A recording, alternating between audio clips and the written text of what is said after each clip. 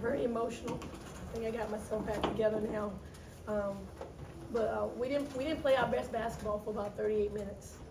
But credit to UCF, they had a plan offensively on how to expose us in our matchup, and I thought they did a really good job executing it.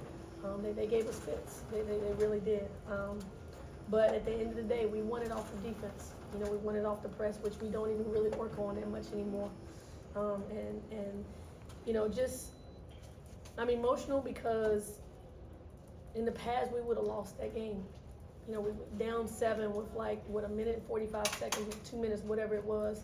And I felt like the whole night, at any timeout, like I wasn't grasping them like I normally do. I wasn't grasping. It was like they wasn't connecting with me like they normally do. But, you know, that last 2 minutes, last minute and a half, you know, that's ECU basketball. You know, us getting out, causing havoc in the press. You know, Sania doing what she does, being our catalyst at the top of the matchup, being our top, you know, in the press and finishing layups. And then, you know, for Mama to come and execute that play in the timeout, you know, we called it. And Coach Corey said to her, if it's there, make it. If it's not there, then don't make it. And she, you know, made it, and Sania finished it. And just really proud, just really just overwhelmed with emotions on how much this program has grown since I've been here, just from the crowd. I mean, I remember when I first got here, just being able to count. You know, I'll never forget this game. We played Memphis here, and I sat down, and I was literally counting the amount of people that was in the stands. It was 50 people, and for, you know, Pirate Nation to get on board the way they've done all year, but really these last 2 games, you know, for them to get on board and to support us and to follow us the way they are right now, it's just the beginning. It's just the beginning of what this program is going to do. It's just the beginning for this young lady right here. She's still growing. She's still learning. But I'm so happy for this program. I'm so happy for Pirate Nation. I'm so happy for ECU Athletics that we've been able to turn this program around. So for you guys to make that comeback, you know, largely defensively, making a lot of stops, but to do that, I think Danae, Amiya, and I want to say Jayla all had 4 fouls. So, like, just to be able to play with that tenacity with 4 fouls, like, how do they do that? I mean, Well, we kept saying in the timeout, like, you can't worry about having 4 fouls. Like, you got to defend. Like, we need stops. You got to defend. You got to defend. You got to rebound. And, you know, I mean, Thomas, a senior, she is a handful on those offensive boards. And we knew down the stretch we just needed to get a stop and a stop. We needed to finish it with a rebound. And we got 1 big rebound, and then we got 1 turnover. And then Micah Dennis, you know, for her she hadn't even gone to the free throw line all night long, and for her to knock down 2, and she struggled at the free throw line all year, but for her to knock down those 2 free throws, I mean, I could go on and name other, you know, 3 or 4 other situations that happened in that minute and a half, but I think this will definitely go down as a win that I won't forget.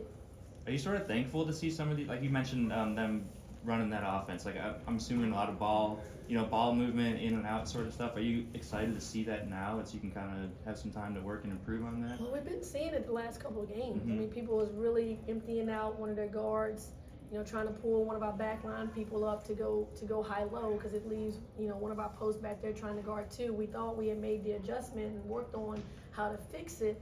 We just didn't execute it the way we needed to. But, you know, a lot of things going on. Senior day, different lineup. Just, you know, sometimes when you get out of your routine, I just felt like we were never really locked in. I think on a different day, we could have defended it better. But I just felt like we had glazed looks, kind of back on our heels a little bit, similar to what we did against Cincinnati.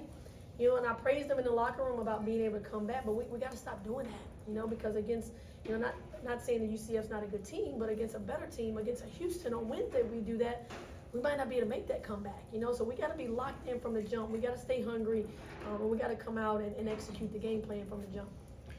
Coach, you guys are 19-8 overall. I remember when you took over the job and you were talking about defense and about the boards, that was like a foundation. And now it's showing up now for the offense has like met up with the defense, I believe, this year, and you guys are on such a roll right now. Yeah, I think a lot of people have doubted us the last 3 years, you know, with us being so defensive minded, because all I keep hearing, you know, is you got to score the ball, you got to score the ball, you got to get some shooters, you got to do this, you got to do that, you know. But it takes time. It takes time to rebuild, and you know, kudos to my staff. I mean, they're the hardest working staff in the country. They keep these kids in the gym, You know, they keep them in there working on their games, and you know, we've recruited and gotten some better players, but I also think we've made the ones that have been here better. You know, I think they've all gotten better. I think that's kudos to my staff and their ability to, you know, player development. You know, we're married to player development. You know, if you don't want to come in here and work on your game and get in the gym, then this ain't the place for you. You know, because we're going to continue to make these kids better and keep them in the gym. So, you know, yeah, the offense has gotten better, but at the end of the day, our bread and butter is defense.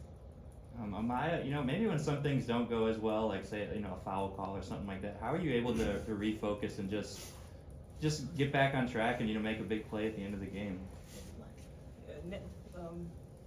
Move on to the next play. No talking back, just listen to the ref and gotta respect that call. For sure. And that's part of, like, you know, playing with emotion too, right? And also just, I don't know, maybe controlling it, but like at the same time, that's part of your game is to have fun and play with emotion.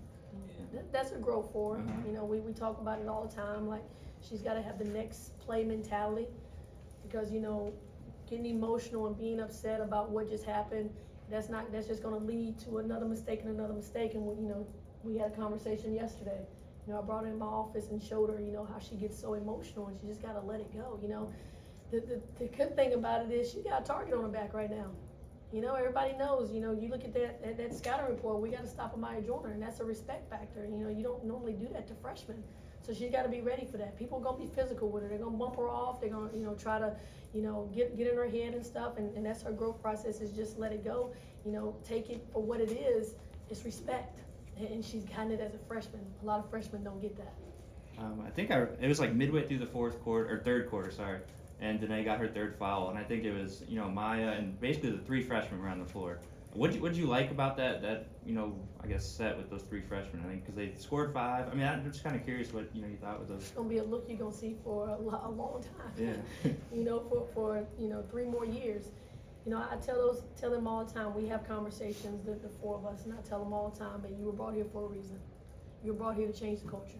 And they know that. You know, Amiya being from Farmville, 15 minutes down the road, and just for her to, you know, choose ECU over some Power 5s, you know, to show, like, I can stay at home, I can put my home school on the map, I can get everything I need, I don't need it from a Power 5.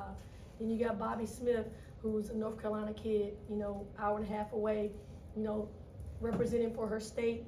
You got, you know, Jayla Earp, who's from Virginia, not too far away, but committed to us early. Like, these 3 young ladies, they love ECU. They love being here, and it's a sense of pride to wear that jersey. And you know, I think especially for Amiya, like, she wants to put her home school on the map. She wants respect, not only for herself, but for ECU. Yeah, I just thought it was nice. Maybe like in the beginning of the year, you might have maybe deferred or passed it up to someone, but this time, during that, you know, 3 of you on the floor, you just took the ball and went to the rim. I just thought that was a cool moment of growth for you, and you know, I just kind of watching it in real time. It's been fun. She thinks she's Magic Johnson. Showtime, like pass, that. and all that. Yeah. They're like, just go score the freaking ball. Coach, talk about that very fact. The lady beside you were talking about being from Farmville. It was really cool today to see, I guess, the Amiya Joyner fan club with those gold shirts. And towards the end of the game, in the last 2 or 3 minutes when you guys were coming back, it looked like they made a difference. The crowd especially. Yeah, actually, Maya doesn't know this, but I talked to her mom last night, so I knew she was going to have a surprise at the game today. And then the other set of gold shirts was Danae McNeill.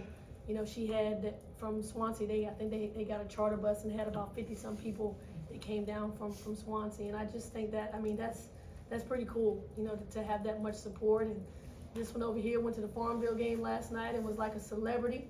You know, they announced it, Amiya Joyner is here, East Carolina, you know, so, and she's accepting it well. I mean, some people, you know, can let it blow their heads up, but I think she's staying extremely humble and just enjoying the moment.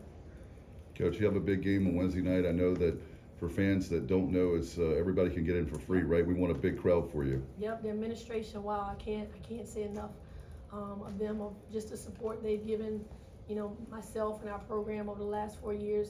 They've hung with us, you know, and I had a really good conversation with John Gilbert the other day, and you know, he said, you know, let's open it up free. It's a big game.